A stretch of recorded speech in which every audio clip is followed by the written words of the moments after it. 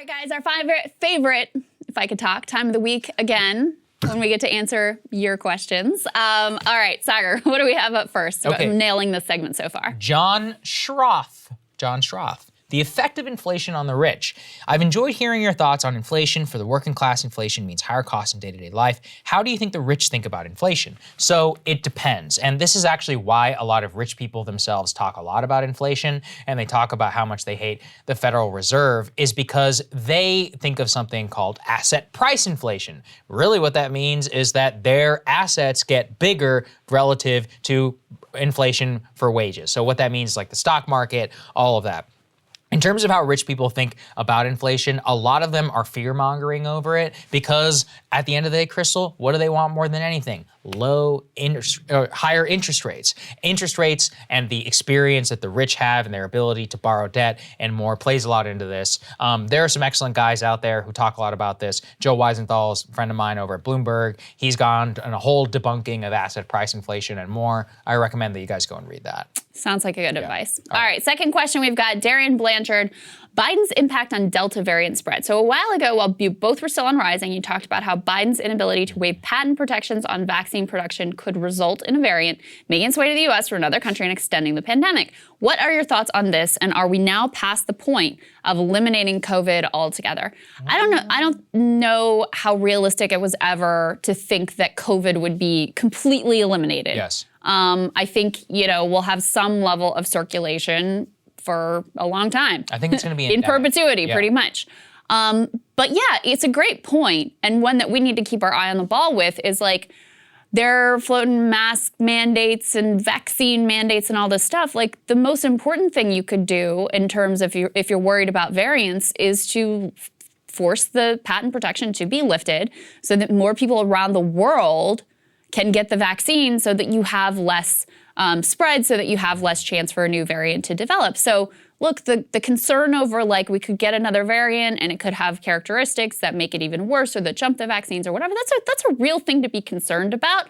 We have a sizable non-vaccinated population here in the US. If you look globally, we're doing way better than the overwhelming majority of countries out there, not because necessarily people don't want to get vaccinated, but because it's not available to them. There isn't enough supply and they don't have enough money to buy it and buy up the supply that way that we secured our doses at the beginning with, we locked in those doses from the beginning, making these pharmaceutical companies billions and billions of dollars. So it's a great point that if you actually care about these variants, focusing on that would be the best thing you could possibly do. Yeah, no, I actually have seen a lot of takes recently about, look, a lot of Americans at this point don't want vaccines. Why don't we take the ones that are about to expire, ship them to India? China's got its own vaccine, which apparently is not very effective, but the Indians are desperate for a lot of them. Ship them to any place where you have a large population. And the reason why is larger the population, more host bodies, more experiments, more variants. That's generally how it works. South America is the same thing because they all took COVAX. It's a total disaster down there. That's where I think a lot of variants could come from. So that's one possible way of doing it. COVAX was a total incomplete scam. Thank you, Bill Gates. Yeah. Next question, Saagar, what do we got? Joseph Schultman. Thanks for the work you're doing. Please cover the shift back to COVID restrictions. What is the data to support both positions? Why masks for vax? What's the authority of representatives to inform our behavior without laws at local levels? I'd honestly appreciate a facts data appraisal of what should be done. So I did a whole monologue this week that you guys might have seen about the CDC. I was strongly against it, but we talked about the data to support the one side. The only pro-mask for vax side, which makes any sense, is what you said, Krystal, which is reducing transmission is important to try and have the hosts or have the number of people infected go up, which increases the chance of a variant. Yeah. I think that is the only plausible case. I do not think that if you weigh that against all the other downstream effects of people saying then they won't get vaccinated, that it's worth it. But personally, that's the best argument that I've heard for it yet. The other argument would be there are some groups, so people who are immunocompromised, there isn't great data to suggest whether or not the vaccines are safe for them. So there is a higher risk for people who are immunocompromised in terms of getting these vaccines. So that's the other argument that I've seen is like, when you're wearing the mask, you're not just protecting the unvaccinated people, which I just don't think it's morally justifiable to require a group that did the thing they're supposed to do to then take it upon themselves to protect the group that is being irresponsible, frankly.